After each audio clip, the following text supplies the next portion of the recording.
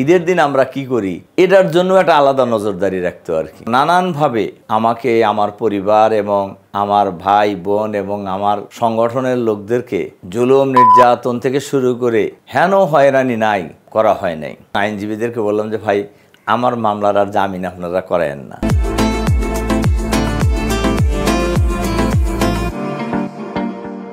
প্রিয় দর্শক, স্বাগত জানাচ্ছি দিগন্ত ঈদ স্পেশাল অনুষ্ঠানে। আপনাদের সাথে আছি আমি যুবরাজ ফয়সাল। ঈদ নিয়ে সাধারণ মানুষের কৌতূহল থাকে। কেমন কাটে রাজনীতিবিদদের ঈদ, কেমন ছিল রাজনীতিবিদদের শৈশবের ঈদ, এইসব বিষয়ে কথা বলবো বাংলাদেশ জামাত ইসলামীর সহকারী সেক্রেটারি জেনারেল মাওলানা রফিকুল ইসলাম খান ভাইয়ের সাথে। ভাই, আপনাকে স্বাগত।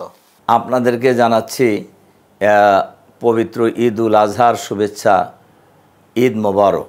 আপনার এই যে হাজার ব্যস্ততার মাঝে ফ্যাসিবাদের পরে এই যে এবারে কোরবানির ঈদ, এই ঈদকে নিয়ে পরিকল্পনা কি? দেখুন, আমরা তো গ্রাম বাংলার ছেলে, আমরা গ্রামেই জন্ম হয়েছে আমাদের, এবং আমাদের পরিবার ব্যবসায়ী প্লাস কৃষি কাজ নির্ভরশীল ছিল, যার কারণে আমরা ছোটোবেলায় গ্রামেই বেড়ে উঠেছি, গ্রামের প্রাইমারি স্কুল থেকে শুরু করে। তো আমার ছোটোবেলার ঈদের কথা যদি বলেন, তাহলে আমি বলতে পারি যে ছোটোবেলায় আমার বলা যায় সকল ঈদই গ্রামেই আমরা বাবা মার সাথেই আমরা একসাথে ভাই বোন মিলে আমরা ছিলাম 6 ভাই 2 বোন, সবাই মিলেই একসাথে আমরা ঈদ উদযাপন করেছি।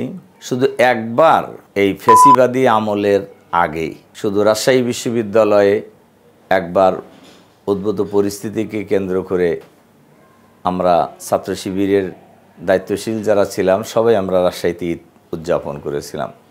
এছাড়া বলা যায় গত ফ্যাসিবাদের আমলের আগে আমার সকল ঈদই আমার গ্রামে কেটেছে, এবং খুবই ভাই বোন আত্মীয় স্বজন গ্রামের পাড়া প্রতিবেশীকে নিয়ে খুব উৎসব মুখর। আপনাদের কারোর বাড়ি যদি গ্রামে হয়ে থাকে তাহলে আপনারা নিজেরাও জানেন যে গ্রামে মানুষ কত সহজ সরল এবং ঈদকে কত উৎসব মুখর উদযাপন করে। কিন্তু এই গত ফ্যাসিবাদী শাসন আমলে আমি তো প্রায় প্রথমে 3টা ঈদ করছিলাম হলো জেলখানায়, আর লাস্টবার জেলখানায় আমি 6টা ঈদ করেছি। কাজেই তারা বুঝতেই পারছেন আমার বড় একটা সংখ্যা ঈদ জেলখানায় আমি কাটিয়েছি। আর জেলখানার বাইরে থাকলেও এই ফ্যাসিবাদী আমলে আমাকে এলাকায় যেতে দেওয়া হয় নাই। গেলেই প্রশাসন আমাকে গ্রেপ্তারের জন্য চড়াও হতেন, এবং নানানভাবে আমাকে, আমার পরিবার এবং আমার ভাই বোন এবং আমার সংগঠনের লোকদেরকে তারা জুলুম নির্যাতন থেকে শুরু করে হেন হয়রানি নাই, যেটা এই ফ্যাসিবাদের আমলে আমার সাথে সংশ্লিষ্ট লোকদের করা হয় নাই। কাজেই জেলখানায় একটা বড় সংখ্যক ঈদ ফ্যাসিবাদের আমলে আমার কেটেছে। আবার জেলের বাইরেও যে ঈদগুলি আমরা উদযাপন করেছি, আসলে ঈদ বলতে যা বোঝায় সেটা আমাদের পক্ষে, আমরা পরিবার থেকে বিচ্ছিন্ন ছিলাম, এলাকা থেকে বিচ্ছিন্ন ছিলাম। ঢাকায়ও আমরা যে ঈদ করেছি কোনো রকমে যে গাড়ি থেকে নেমে 2 রাকাত নামাজ পড়ি আবার গাড়িতে উঠে আমরা চলে আসতাম, এইভাবে ঈদ উদযাপিত হয়েছে। এমনকি আমি প্রায় দীর্ঘ 3 বছর শেষের বার কারাগারে থাকার পর যখন সকল মামলায় জামিন নিয়ে মুক্তি পেয়ে বাইরে আসলাম, প্রথম যে ঈদটা আমি করেছি সেই ঈদেও এবারের কোরবানি ঈদের আগের কোরবানি ঈদেও আমি ঈদ করতে পারলেও রাজনীতিবিদরা পরের দিনই সাধারণত এলাকার লোকেরা, তার দলের লোকেরা, রাজনীতিবিদরা দেখা করতে আসে, কিন্তু সরকারের গোয়েন্দা সংস্থার লোকেরা আমাকে বাড়িতেই থাকতে দেয় নাই, এবং সেই অনুষ্ঠানও আমি করতে পারিনি। আলহামদুলিল্লাহ, ফ্যাসিবাদের বিরুদ্ধে দেশের ছাত্র সমাজ এবং সকল শ্রেণী পেশার মানুষ ঐক্যবদ্ধভাবে আন্দোলন লড়াই সংগ্রামের মধ্যে দিয়ে ফ্যাসিবাদী সরকার পদত্যাগ করে পালিয়ে যেতে বাধ্য হওয়ার পরেই বাংলাদেশের মানুষ আবার দ্বিতীয়বার স্বাধীন হয়েছে। বাংলাদেশের মানুষ আমরা সবাই নতুন বাংলাদেশ পেয়েছি। এই নতুন বাংলাদেশে দীর্ঘ জুলুম নির্যাতনের মধ্যে যে ঈদের দিন উদযাপন করা আর স্বাধীন বাংলাদেশে নতুন বাংলাদেশে ঈদ উদযাপন, এটা তো আলাদা একটা, এটা বুঝতেই পারছেন আমরা। বিশেষ করে আমাদের মতো লোকদের উপরে, যাদের উপর অনেক অনেক বেশি জুলুম নির্যাতন চালানো হয়েছে, তাদের জন্য এই মুক্ত পরিবেশে ঈদ উদযাপন এটা অনেক আবেগের ব্যাপার আর কি। আসলে অনেক কথাই তো আবেগে এসে যাচ্ছে। এই ফেসিবাদের আমলে আমার আব্বা ইন্তেকাল করেছেন। উনি তো আমাদের এলাকার মুক্তিযুদ্ধের অন্যতম সংগঠক ছিলেন, কিন্তু আমার বাবার জানাজায় তো আমি যেতে পারিনি। আমার ছোট চাচা মারা গেছেন, তার জানাজায় আমি যেতে পারিনি। আমার ছোট ফুফু মারা গেছেন, তার জানাজায় আমি যেতে পারিনি। আমার বড় ভাই মারা গেছেন, আমি তার জানাজায় যেতে পারিনি। আমার ছোট বোন মারা গেছে এই সময়ে, আমি তার জানাজায় আমি যেতে পারিনি। এটা হলো আমার পরিবারের লোকদের কথা বললাম। এরপরে এলাকার, গ্রামের, আমার প্রতিবেশী অনেক গুরুত্বপূর্ণ লোক এই সময়ে মারা গেছেন, তাদের কারুর জানাজায় আমাদের যাওয়ার সুযোগ হয়নি বা যেতে দেওয়া হয় নাই। এরকম একটা পরিবেশে বাবা মা তো নাই। আমাদের গ্রামের ঈদগাহ মাঠটাও অনেক বড়, প্রচুর লোক হয় সেখানে। আমি উপস্থিত থাকলে স্বাভাবিকভাবেই আমি সেখানে বক্তব্য রাখি এবং লোকদের সাথে দেখা সাক্ষাৎ, কোলাকুলি, একজনের বাড়ি থেকে আরেকজনের বাড়িতে যাওয়া, তারা আমার বাড়িতে আসা, সব মিলে একটা উৎসবমুখর পরিবেশে আমরা গ্রামে ঈদ করি। আমাদের গ্রামের ঈদগাহ মাঠটাও আমাদের মাঠের মাঝখানে, মানে মাঠের মাঝখানে হওয়ার কারণে সবাই যখন চতুর্দিক থেকে ঈদগাহ মাঠের দিকে যেতে থাকে, ওটা একটা আলাদা দৃশ্য মানুষ অবলোকন, লাইন ধরে মানুষ চতুর্দিক থেকে ঈদগাহে আসছে। এটা রিয়েলি এক অসাধারণ। আপনি বলছিলেন অনেকগুলো ঈদ আপনার জেলখানায় কেটেছে। জেলখানায় ঈদের স্মৃতি যদি একটু মন্থন করতেন। ঈদের আমরা যখন প্রথমবার, আমি যখন গ্রেপ্তার হই, আমাদের শহীদ আমিরে জামাত নিজামী সাহেব, মুজাহিদ সাহেব এবং সাইদি সাহেব, এই তিনজন গ্রেপ্তার হওয়ার পর প্রথম, এরপরে আমাদের শহীদ আব্দুল কাদের মোল্লা, শহীদ মীর কাসেম, শহীদ কামারুজ্জামান, এই ভাইরা যখন, আমাদের এই নেতারা যখন গ্রেপ্তার হন, আমরা প্রায় অনেকেই আমরা পুরান ঢাকার জেলে ছিলাম। এইখানে কিন্তু প্রথম ঈদটায় আমরা জেলের আইজি পিজনের অনুমতি নিয়ে আমরা কিন্তু আমিরে জামাত সহ এদের সাথে দেখা করার একটা সুযোগ ওই সময় ছিল। তখন তো লোকদের মধ্যেও ধারণা ছিল যে এই গভর্নমেন্ট এই মেয়াদের পরে আর আসতে পারবে না, যার কারণে জেল কর্তৃপক্ষ ওই রকম অ্যাগ্রেসিভ ছিল না। কিন্তু এর পরে যতবারই গ্রেপ্তার হয়েছি, যত জেলেই নেওয়া হয়েছে, আমাকে তো অনেক জেলে নেওয়া হয়েছে। পরের বার গ্রেপ্তার হওয়ার পরে 3 বছরে আপনার পুরান ঢাকায় নেওয়া হয় নাই, কিন্তু কেরানীগঞ্জ অনেকবার আনা হয়েছে, কাশিমপুর 2, কাশিমপুর, এরপরে সিরাজগঞ্জ জেলে, রাজশাহী জেলে, এরপরে সর্বশেষ আমাকে জেল গেট থেকে গ্রেপ্তার করে আমাকে কাশিমপুর হাই সিকিউরিটি, যেটা 4 নাম্বার জেল বলে, এই জেলে রাখা হয়েছে। এই সময়গুলিতে কিন্তু আমাদেরকে 24 আওয়ার্স বলা যায় নজরদারিতে রাখা হতো, আমাদেরকে বের হইতে দেওয়া হতো না কোনো সময় বলা যায়। বারান্দার বাইরে আমরা যাওয়ার সুযোগ পেতাম না। তো তারপরেও জেলখানার ঈদ, আর জেলখানায় একটা জিনিস তো ছিল যে সবসময় জামাত শিবির সহ বিরোধী দলের নেতাকর্মীদের জেলখানা ভর্তি ছিল। ঈদের দিন আমরা যারা থাকতাম তারাই যতটুকু পারা যায় একসাথে নামাজ পড়া, একসাথে খাওয়া, এই কাজগুলি হতো। কিন্তু বাইরের যে ঈদ, সেই ঈদ তো আর ওখানে হতো না।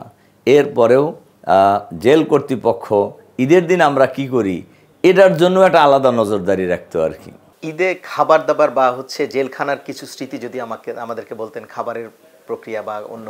ঈদের দিন তো সকালে জেলখানায় যেটা আমরা দেখতাম, সকালবেলায় পায়েস আর মুড়ি দেওয়া হইতো।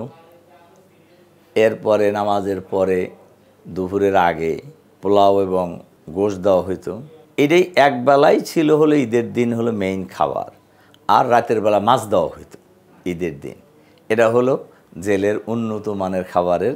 তো তো যেহেতু আমরা সরকারের খুবই নজরদারির মধ্যে থাকতাম, কাজে খাওয়া দাওয়া নিয়ে অত আমরা ভাবতাম না, যা পাইতাম খেতাম, এই আর কি। বিশেষ করে আমাকে যখন আপনারা জানেন যে আমাকে তো ওই জামিন আমার অনেক আগে আমার সব মামলার জামিন হয়েছিল। আমি জেল গেট থেকে গ্রেপ্তার হওয়ার পরে যেটা শুরু হলো, একটা জামিন হয় আরেকটা দেয়, একটা জামিন হয় আরেকটা দেয়।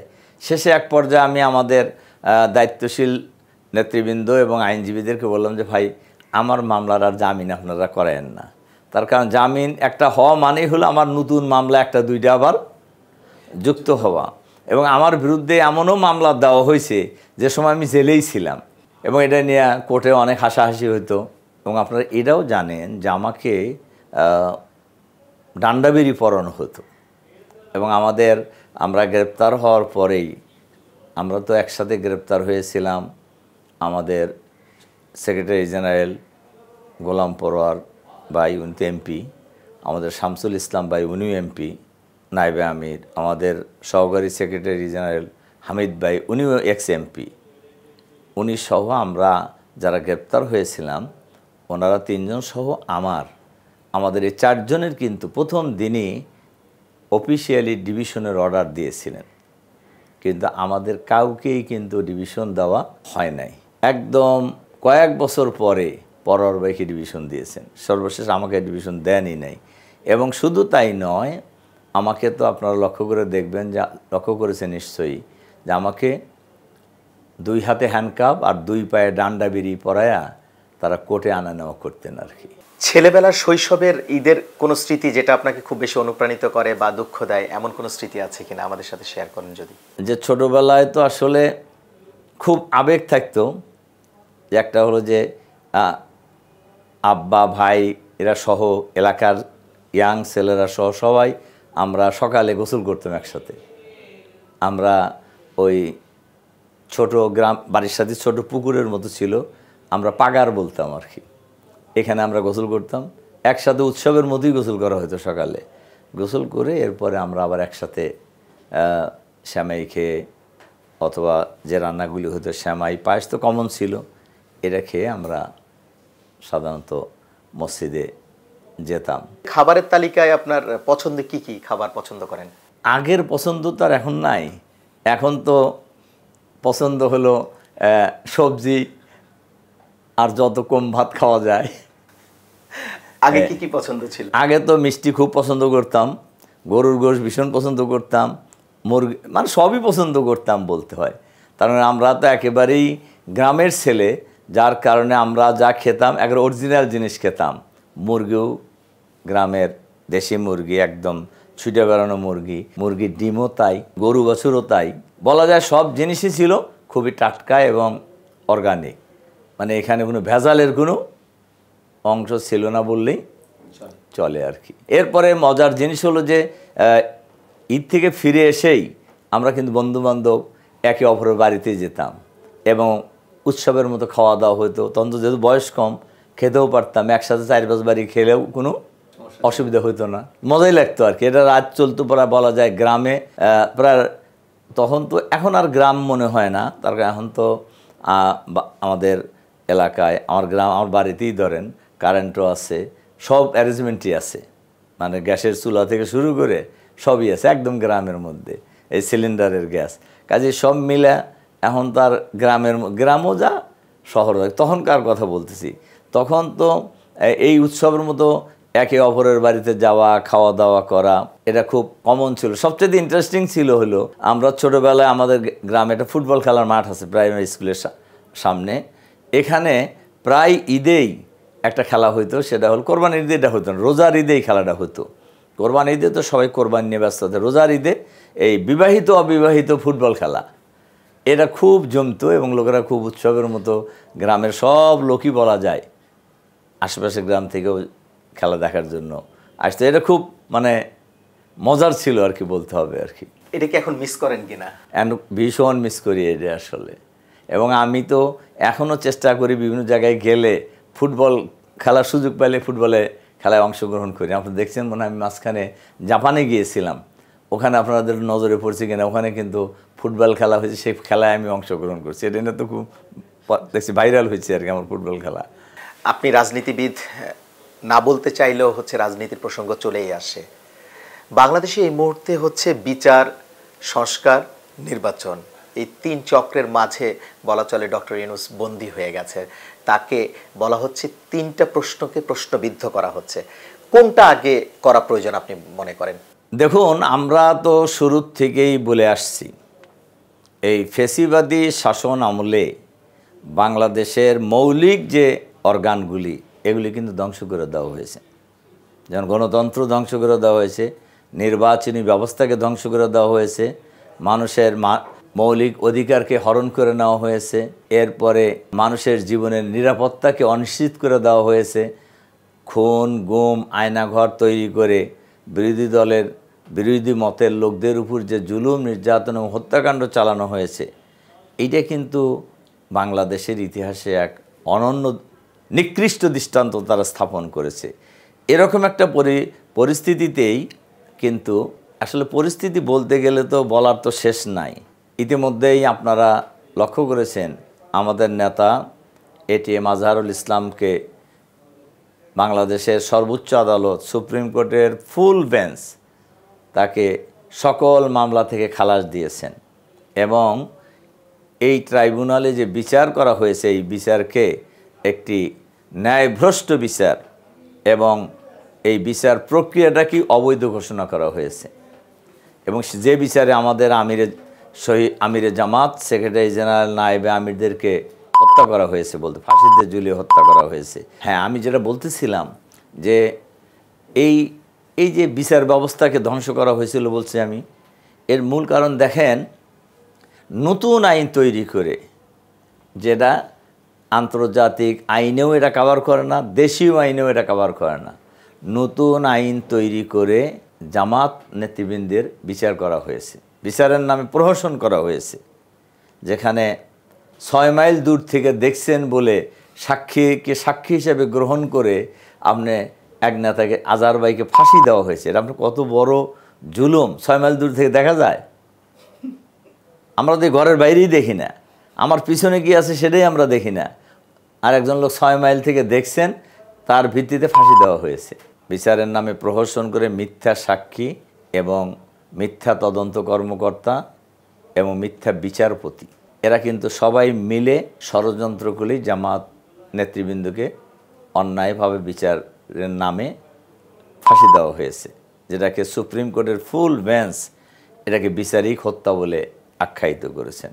কাজেই এরকম একটা পরিস্থিতিতে দেশের ছাত্র সমাজ যেভাবে আন্দোলন সংগ্রামের মধ্য দিয়ে সেই ফ্যাসিবাদী শাসনের অবসান ঘটিয়েছে, তো এখন নতুন বাংলাদেশে আমরা কি সেই ফ্যাসিবাদী আমলের সব জিনিসকে রেখেই আমরা নির্বাচন করব? তাহলে আর মানুষের জীবন দেওয়ার দরকার কী ছিল? মানুষের রক্ত দেওয়ার কী দরকার ছিল? এ কারণে জামাত শুরুর থেকেই আমরা এই কথা বলে এসেছি, নাম্বার 1, এই গণহত্যার বিচার করতে হবে। আমার মনে হয় এই পয়েন্টে বাংলাদেশের 18 কোটি মানুষের কারোর ফ্যাসিবাদের দোসর ছাড়া শেখ হাসিনা সহ এই গণহত্যাকারীদের বিচারের ব্যাপারে কারোর কোনো দ্বিমত নাই, নাম্বার 1। নাম্বার 2 হলো ফ্যাসিবাদের দোসর যারা আছে, ফ্যাসিবাদকে সহযোগিতা করেছেন সরকারের ভিতরে যারাই থাকুন না কেন, তাদেরকেও চিহ্নিত করতে হবে এবং তাদেরকেও বিচারের মুখোমুখি করতে হবে। এ কারণে এই যে মাঝে মধ্যে আপনারা লক্ষ্য করে দেখবেন প্রশাসনের মধ্যে একটা অস্থিতিশীল পরিবেশ তৈরি করার একটা ষড়যন্ত্র করা হচ্ছে, এটা কিন্তু আসলে এই ফ্যাসিবাদের লোকেরাই এই কাজটা করছে। হয়তো বিভিন্ন না, এখন তো আর ফ্যাসিবাদ নাই, কিন্তু ফ্যাসিবাদের এই লোকেরা তো আছে, তারা এখন নানান জায়গার সাথে সম্পৃক্ত হয়ে এই কাজের এই সরকারের বিরুদ্ধে কিন্তু ষড়যন্ত্রে তারা লিপ্ত, দেশের বিরুদ্ধে ষড়যন্ত্রে তারা লিপ্ত। এদেরকেও চিহ্নিত করতে হবে, বিচার করতে হবে। এবং আমরা আগাগোড়াই এ কথা বলে এসেছি যে এই যে আপনার ফ্যাসিবাদের আমলে যে সংবিধান সংশোধন করে কেয়ারটেকার সরকার বিলুপ্ত করে নির্বাচনের নামে যে প্রহসনটা হয়েছে, এটাকে সংস্কার করতে হবে। এজন্য আমরা বলছি একটা ফ্রি ফেয়ার ক্রেডিবল ইলেকশনের জন্য এবং দেশকে একটি সুস্থ ধারায় ফিরিয়ে আনার জন্য প্রয়োজনীয় সংস্কার করেই আগে স্থানীয় সরকার নির্বাচন, এরপরে জাতীয় সংসদ নির্বাচন দিতে হবে। কেউ প্রশ্ন করতে পারেন, অনেকেই প্রশ্ন করেনও যে আপনারা স্থানীয় সরকার নির্বাচন চান কেন? আমাদের অভিজ্ঞতা হলো দেশ স্বাধীনতা লাভের পরে এই 54 বছরে কোনো দলীয় সরকারের অধীনে বাংলাদেশের কোনো নির্বাচন সুষ্ঠু হয় নাই। সুতরাং আমরা এবারে যে সংস্কার কমিশনের সাথে যে ঐকমত্য কমিশনের সাথে যে আমাদের আলোচনা চলছে, সেখানেও আমরা এটা বলেছি যে বাংলাদেশের সকল নির্বাচন কেয়ারটেকার সরকারের অধীনে হইতে হবে। যেহেতু রাজনৈতিক কোনো দলের, কোনো সরকারের, দলীয় সরকারের অধীনে কোনো নির্বাচন এ পর্যন্ত সুষ্ঠু হয় নাই। এবং এ ব্যাপারে যদি গণভোট নেওয়া হয়, আমার ধারণা বাংলাদেশের অধিকাংশ মানুষ এর পক্ষে রায় দেবে। আমরা এটা বলেছি যে প্রয়োজনীয় সংস্কার করে স্থানীয় সরকার নির্বাচন আগে, এরপরে জাতীয় সংসদ নির্বাচন দিতে হবে। এবং আমরা শুরু থেকে এটাও বলে আসছি ফ্রেশ ভোটার তালিকা করতে হবে। তার কারণ অসংখ্য ভুয়া ভোটার ফ্যাসিবাদের আমলে ভোটার তালিকায় অন্তর্ভুক্ত করা হয়েছে, এদেরকে বাদ দিতে হবে। যারা এই 16 বছরে ইন্তেকাল করেছেন তাদেরকে ভোটার তালিকা থেকে, মৃত্যু ব্যক্তিদেরকে বাদ দিতে হবে। আর এই 16-17 বছরে 8 সালের নতুন ভোটার হয়েছে সর্বশেষ, এরপর তার নতুন ভোটার হয় নাই। তাহলে 8 সালের পরে কয় বছর হয়? 16-17 বছর, 17-18 বছর হয়ে গেছে। এই 17-18 বছরে যারা ভোটার হয়েছে এদের সংখ্যা তো কম না, অনেক সংখ্যা। এদেরকে ভোটার তালিকার অন্তর্ভুক্ত করতে হবে। ভুয়া ভোটার, মৃত্যু ব্যক্তিদেরকে ভোটার তালিকাতে বাদ, নতুন ভোটারদেরকে ভোটার তালিকায় হালনাগাদ করতে হবে, এটা নিশ্চিত করতে হবে। এটা কিন্তু আমরা আগের থেকেই বলে আসছি, যাতে করে যাদের ভোটার হওয়ার মতো এরা ভোট কেন্দ্রে যে ভোট দিতে পারে। আর একটা কথা আমি আপনাদের মাধ্যমে দেশবাসীকেও জানাই, সরকারকেও আমরা জানাচ্ছি, সবাইকে আমরা জানাতে চাই যে বাংলাদেশের মানুষ একটি ফ্রি ফেয়ার ক্রেডিবল ইলেকশনের জন্য অপেক্ষা করছে, গ্রহণযোগ্য নির্বাচনের জন্য অপেক্ষা করছে। এখানে যদি আবারও মানে ভোট ডাকাতির কোনো ঘটনা ঘটে, জোর করে ভোট নেওয়ার কোনো ঘটনা ঘটে, তাহলে আমরা রক্ত দিলাম কেন? জীবন দিলাম কেন? কেন আবু সাইদ মারা গেল? কেন মুগ্ধ শহীদ হলেন? অসংখ্য ভাই বোনেরা কেন শহীদ হলেন? এই কেনর উত্তর কিন্তু সবাইকে দিতে হবে, সবাইকে দিতে হবে। তবে আমরা সরকারকেও বলবো, আপনাদের কাজ অনেক স্লো, আপনারা কাজ দ্রুত করুন। একটা বিষয় যে হচ্ছে ডক্টর ইউনূসের এই যে ক্ষমতাকালীন সময় দীর্ঘ 9 মাস থেকে 10 মাসের যে সময়, এই সময় ডক্টর ইউনূস কতটা সফল হয়েছে আপনার দৃষ্টিকোণ থেকে? আমি মনে করি ডক্টর ইউনূস কিছু বিষয়ে তো সফল হয়েছেই, এটা স্বীকার করতেই হবে। আর উনি কিছু বিষয়ে এখনও সফল হতে পারেননি, এবং সেটা না হওয়ার পিছনে আমার অবজারভেশন যে উনি যাদেরকে উপদেষ্টা হিসেবে নিয়োগ দিয়েছেন এরা সব লোকই ক্যাপাবল না। সবাই ইউনূস সাহেব যেভাবে দেশের জন্য জান প্রাণ দিয়ে কাজ করছেন, আমার অবজারভেশন অনেক উপদেষ্টা বা সরকারের সাথে সংশ্লিষ্ট বহু লোকই আছেন যারা ক্যাপাবলও নয়, আবার ওরকম জান প্রাণ দিয়ে কাজ করছে বলেও এ জাতি বুঝতে পারতেছে না। কাজেই এই সরকার তো নিজেরা আসে নাই, জনগণ তাদেরকে সরকারে বসাইছে। কাজেই তাদের জনগণের জন্যই কাজ করতে হবে, নিজের জন্য কাজ করার জন্য কেউ মনে বসায় নাই। কিন্তু এই ব্যাপারেও অনেক কথাই আমরা শুনতেছি, যাকে ওটা আমরা সময় মতো সব বলবো আর কি। আরেকটা বিষয় হচ্ছে যে বাংলাদেশের যে এই মুহূর্তে যে অবস্থা, রাজনৈতিক অবস্থা, তার মধ্যে আপনারা এ মাসে একটা মহাসমাবেশের ডাক দিয়েছেন। এটা একটা বৃহত্তর কর্মসূচি বাংলাদেশ জামাত ইসলামের। এই কর্মসূচি নিয়ে আপনার ভাবনা বা আপনারা কি ইঙ্গিত দিতে চান হচ্ছে সরকার? আমরা কিন্তু মহাসমাবেশ ডাকিনি, আমরা একটা সমাবেশ ডেকেছি।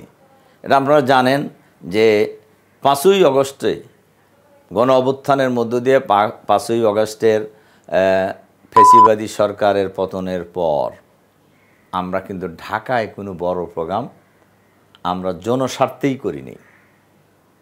আমরা জনস্বার্থেই করিনি, যার কারণ ঢাকায় একটা বড় প্রোগ্রাম করলে